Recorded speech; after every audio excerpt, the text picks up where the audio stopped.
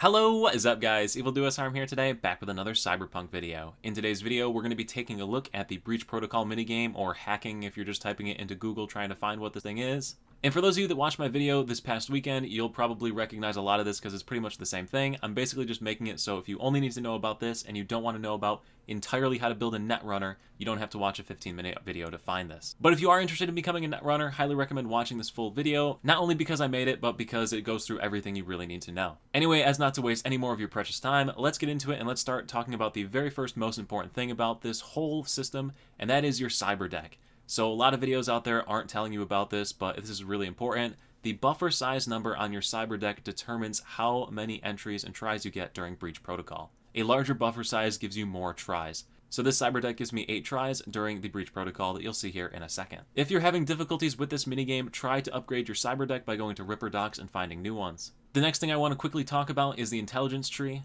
There are a lot of perks here in the Breach Protocol section that are really useful for Breach Protocol. And if you are going to be speccing heavily into intelligence for your build, you'll probably want to play with a bunch of these. But do note that there's a lot of perks in here to make Breach Protocol easier if you need it. Including this perk right here, Head Start, that will automatically complete the first line during a Breach Protocol for you. Or like this one right here, Compression, that will reduce the length of every chain you need to enter during Breach Protocol by 1 down to a minimum of 2.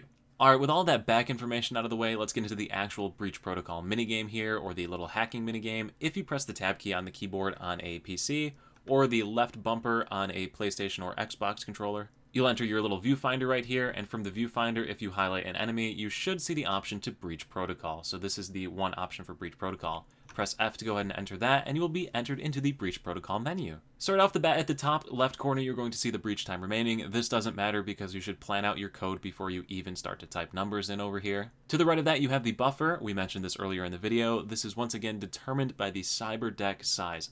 So the Cyberdeck buffer number that your character has will tell you how many moves you have. The buffer is the number of moves you have to complete whatever codes you see listed below it. So the codes listed below it have an associated effect. If you're doing like a normal Breach Protocol to get some loot, you'll have 3 codes here that you need to complete. Obviously, having a larger buffer size gives you a better chance to be able to complete all of the codes listed there. And finally, to the left, you will have the code matrix. This is where you actually enter the code. So a couple of base rules for this little minigame. You do not need to complete the buffer code here in the exact order. So it's not like my first move needs to be a BD, otherwise I lose. It doesn't matter. As long as you complete this code anytime within this buffer menu, it doesn't matter. I'll show you that here in a second. The next thing to know is that as you complete codes, you can actually complete later codes. So if something ends and starts with the same code, you should pick the one that starts with it so that you can chain into the next one. And I'll show you that later on here as well. But in order to actually play the minigame, you need to start by selecting a column. So this first move where you're selecting from this top row will choose your column you're going to play in. Once again, you do not need to pick the first code item here. So even though there's a BD here and I could pick this BD and start off with a BD, I don't need to do it. After you select your column, you're going to be locked into picking a number from a row down here along the column. Whatever number you pick within the row here will lock you into that row, and you'll have to pick a number within that row. So this is actually a super easy code right here. It is BD in this column, followed by BD in this row, and then I'm locked into this row, so I have to pick E9, which is the final number on this code. So I can very easily complete this with BD, BD, E9, and be done with this. But just because I want to show you how flexible this system really is, as long as you have a big enough buffer, I'm going to make the craziest freaking combo I can come up with here. So in this case, I'm going to go E9 to BD to 1C to BD to BD to E9, just to show you that you can complete this whenever you want. It doesn't fail if you don't. So E9, so then I need to pick something in this column. So BD, I now need to pick something in this row. 1C, I now need to pick in this column. BD, which is my first code line there. BD, then down to E9. It does not matter when you complete that code as long as you complete the code. Hey look, my green screen's messing up my head. And depending on your level of Breach Protocol and intelligence, you'll apply buffs and debuffs to enemies, and then you can just go ahead and eliminate them all, should you desire, with your abilities if you're an intelligence hacker. Now the second scenario where you're going to use Breach Protocol is for hacking into access points. So to actually find access points, and this is a pro tip that took me way too long to figure out, if you identify any enemies or electronics or anything on a network, and activate the ping function from the quick hack menu, so you'll need to have ping slotted, it will ping the enemy, and then it will show you with lines that show up on the screen the location of the access point, which is way up there, which is actually really cool. It'll show you how to get these little menus.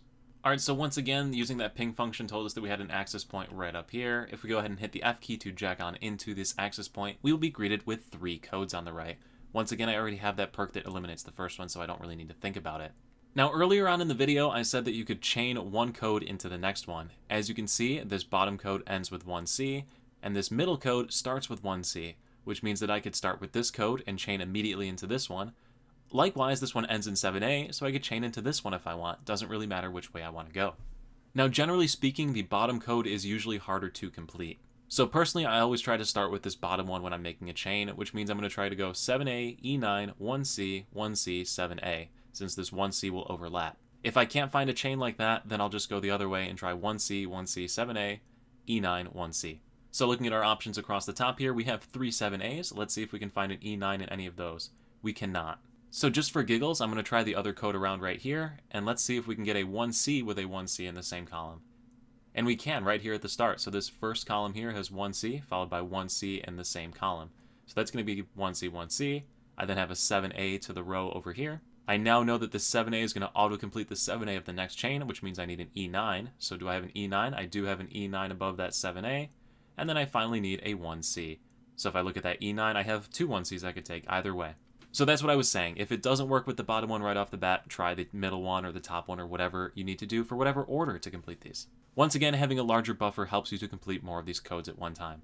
Anyway, like I had just said, we're going to start with the 1C. We then need to select a 1C in the same row. So we'll select it right here, same column rather. Now we need to select from the same row. We're going to pick the 7A. This 7A will complete both of those 7As, which means I now need to move on to the E9, which was right above it. And finally the 1C, so I can go either left or right of it to complete both codes.